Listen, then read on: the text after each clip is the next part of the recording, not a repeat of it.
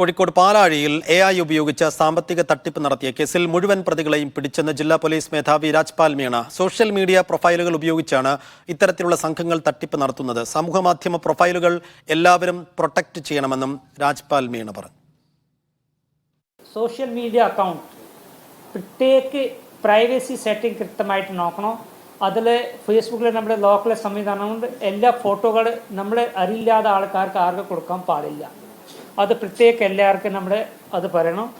അതിനുശേഷം ഇവർ കൂടുതൽ ഉപയോഗിക്കുന്നത് സാധാരണത്തെ ഈ ഇമോഷണൽ കോഫിഷ്യൻ്റാണ്, ഇമോഷണൽ ഫിയർ.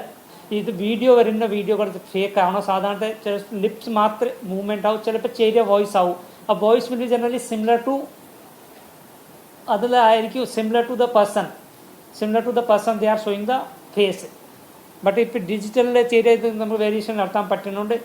ഈ ആൾക്കാർ മനസ്സിലാക്കി ഈ രീതിയിലെ ഫ്രോഡ് നമുക്ക് കൃത്യമായിട്ട് ഒഴിവാക്കാൻ പറ്റുമോ.